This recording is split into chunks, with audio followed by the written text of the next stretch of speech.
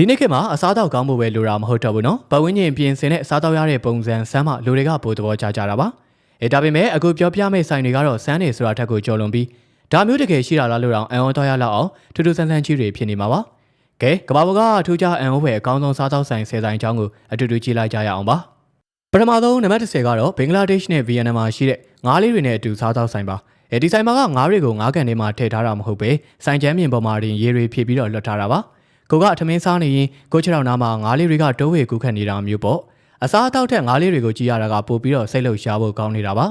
နံပါတ်9ကတော့ဖိလစ်ပိုင်မှာရှိတဲ့ရေတံခွန်စားသောက်ဆိုင်ပါဒါကတော့တကယ်သဘာဝရေတံခွန်ကြီးရဲ့အောက်ခြေမှာစပွဲတွေကလတ်ထိုင်တွေချထားတာပါရေတံခွန်ကနေကျလာတဲ့ရေအေးလေးတွေထဲမှာခြေထောက်ဆင်ပြီးစားသောက်ရတာကတကယ်ကိုထူးခြားတဲ့ခံစားချက်မျိုးပေးစွမ်းနိုင်ပါ ರಿဒါပေမဲ့ရေစီးနေတာကြောင့်ကြောက်ခဲတွေကချုံးနေတက်လို့သတိတော့ထားရပါမယ်နော်နံပါတ်10ကတော့ဂျပန်ကစက်ရုပ်စားတောက်ဆိုင်ပါဒီမှာကစက်ရုပ်တွေကအစားတောက်လာချပေးရုံတည်းမဟုတ်ပါဘူးစက်ရုပ်ချင်းတိုက်ခိုက်တဲ့ပွဲရီမီးရောင်စုံတွေနဲ့ကားပြဖြုတ်ပြမှုတွေကတကယ်အနာဂတ်ကဘာကြီးတွေကိုရောက်သွားတယ်လို့မျိုးခံစားရစီမှာပါဒါကစားတောက်ဆိုင်ထက်ဖြောပြရေးစင်တာကြီးတစ်ခုနဲ့တောင်ပို့တူနေပါသေးတယ်နံပါတ်9ကလည်းဂျပန်မှာပဲရှိတဲ့ကိုရိုင်းငါးဖမ်းစားရတဲ့ဆိုင်ပါဆိုင်ထဲကိုရောက်တာနဲ့တင်းကိုငါးများတဲ့တစ်ချောင်းပေးပါလိမ့်မယ်ကိုစားခြင်းတဲ့ငါးကိုရိုင်းဖမ်းရမှာဖြစ်ပြီးဖမ်းမရရင်တော့ငတ်ဖို့သာပြင်ထားပြီးတော့ပါဒါပေမဲ့ကိုရိုင်းဖမ်းထားတဲ့ငါးကိုလက်လက်ဆက်ဆက်ချက်စားရတာကတခြားဆိုင်တွေထက်ပိုပြီးအရသာရှိနေမှာအသေးကြပါပဲနံပါတ်6ကတော့ကောင်းငင်ရန်ကထမင်းဝိုင်းပါကရိန်းကြီးကြီးတစ်ခုနဲ့ဇပွဲဝိုင်းကိုပေ150လောက်မြင့်ကောင်းငင်ပေါ်ဆွဲတင်ထားတာပါကပတ်တွေတေချာပတ်ထားရပြီးကောင်းငင်ပေါ်မှာလွင့်နေရင်မြို့ပြလှကိုကြည့်ပြီးတော့စားရတာဖြစ်လို့အသေးငယ်တဲ့သူတွေအတွက်တောင်မှမလွယ်လာပါဘူးဈေးနှုန်းကလည်းအတော်လေးကိုကြီးပါတယ်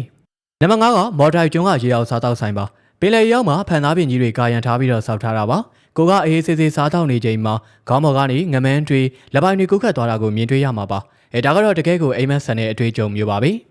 နံပါတ်4ကတော့ဒူဘိုင်းကရေခဲစားတောက်ဆိုင်ပါအပြင်မှာအပူချိန်40ကျော်နေပြီမဲ့ဒီဆိုင်ထဲမှာတော့အနှုတ်6ဒီဂရီလောက်ရှိပါတယ်ဇပွဲကလထိုင်ကနေအစအကုန်လုံးကိုရေခဲနဲ့ထူစစ်ထားတာပါဆိုင်ထဲကိုမဝင်ခင်မှာအနှွေးတွေလက်အိတ်တွေဝတ်သွားဖို့တော့လိုတာပေါ့နံပါတ်3ကတော့အမောင်ထဲမှာစားတောက်ခြင်းပါဒီဆိုင်ထဲမှာဘာလင်းအောင်မှမရှိပါဘူးကိုလက်ကိုတောင်မများလောက်အောင်မှောက်နေတာပါဇပွဲတို့တွေကညာကြီးမှန်ဘလူးတွေတက်ပြီးတော့ဝန်ဆောင်မှုပေးကြတာပါအမြင်အာယုံကိုပိတ်ထားပြီးတော့အနမ်းနဲ့အရသာကိုပဲအာယုံဆိုင်ပြီးစားရတာကအရန်ကိုထူကြပါ ರಿ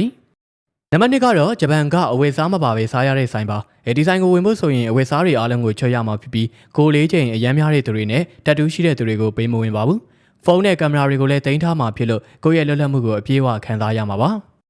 နောက်ဆုံးနံပါတ်1ကတော့လူသားစပွဲလို့ခေါ်ကြတဲ့ဆိုင်ပါဒါကတော့ဂျပန်ကရှေးအောင်ရိုးရာတစ်ခုလို့ဆိုကြပြီးလှပတဲ့အမျိုးသမီးတယောက်ရဲ့ခန္ဓာကိုယ်ပေါ်မှာဆူရှီတွေကိုတင်ပြီးတော့ကျွေးမွေးကြတာပါ